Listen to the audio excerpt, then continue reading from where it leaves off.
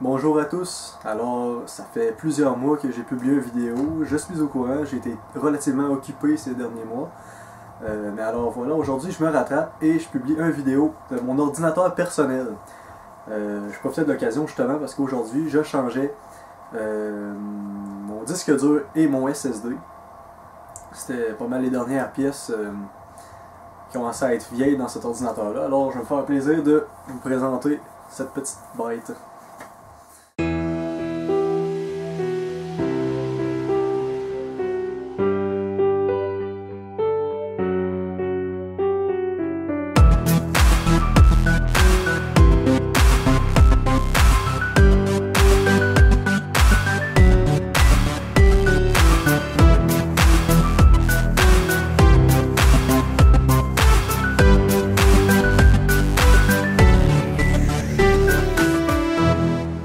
Alors avant d'aller plus en détail avec la présentation de mon ordinateur, je vais commencer par vous donner vite fait les spécifications techniques.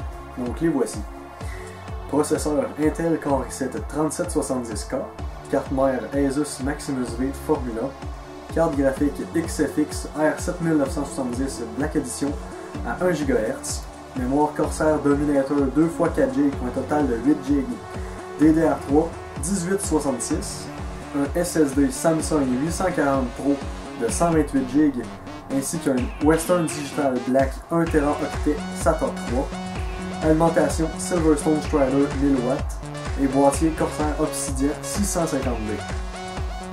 Alors les présentations étant faites, je vais vous présenter plus en détail les composantes internes de mon ordinateur. Alors, en commençant par le bas, mon Power Supply, c'est la pièce la plus vieille de mon ordinateur. Je ne l'ai pas changé depuis plusieurs années. C'est simplement un 80+, c'est pas bronze, or ou argent. C'est vraiment un 80+, mais c'est un 1000W, donc j'ai jamais vraiment passé au travers. Il fait en ce moment parfaitement la job. Ensuite, carte de son, Asus Xonor Essence STX. Je l'ai ajouté par la suite parce que je suis un amateur, je suis un audiophile, je suis amateur de tout ce qui est haute performance. J'ai un casque de son AKG K701 qui est branché directement à l'arrière quand je joue. Ensuite, ma carte graphique XFX R7970 overclockée à 1 GHz et c'est la Black Edition.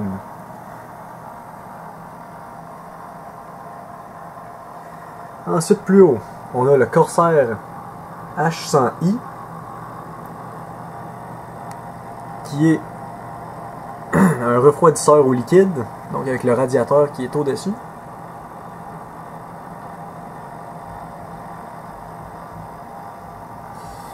La mémoire Dominator, Corsair Dominator 1866. Et vous voyez, on peut facilement voir ici les avantages du Corsair Obsidian. L'ensemble du câblage passe derrière l'ordinateur. Ce qui fait que ça laisse beaucoup de place pour travailler. Et évidemment une esthétique qui est très agréable, puisqu'il n'y a aucun fil qui sont dans les jambes lorsqu'on travaille. Ici, il y a mes compartiments de disque dur. Et plus haut, j'ai un lecteur Blu-ray. Vous voyez, si je me recule, vous pouvez voir le boîtier au complet. Donc, aucun fil à l'horizon, tout est à l'arrière. Et c'est merveilleux. Je vous dis, ça prend du temps faire un setup comme celui-là, mais ça vaut vraiment la peine ensuite. Pour travailler par la suite dans le boîtier, ça facilite énormément les choses. Vous voyez également le Corsair H100i, pardon. La lumière est rouge, c'est moi qui l'ai configuré comme ça avec le logiciel Corsair Link. On peut changer la couleur. Moi je l'ai laissé rouge pour que ce soit assorti avec le reste de la carte mère, puisque les autres lumières sont rouges. J'ai également ajouté une strap de lumière ici, dans le bois du boîtier, pour éclairer davantage, parce que je trouvais que ça manquait d'éclairage. Donc ça fait qu'on voit du blanc. Je trouvais ça esthétique, noir et blanc comme ça.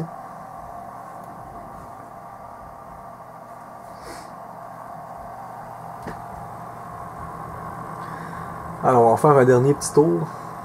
Je vais vous montrer l'arrière aussi.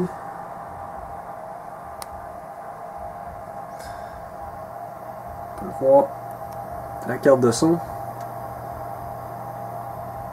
la carte graphique, puis la carte mère.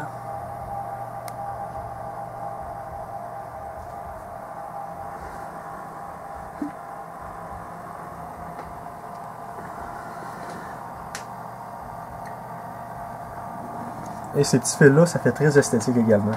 J'ai remplacé les fils d'origine du Power Supply par ces fils-là. C'est environ une dizaine de dollars chaque. Mais au côté esthétique, ça vaut énormément la peine également.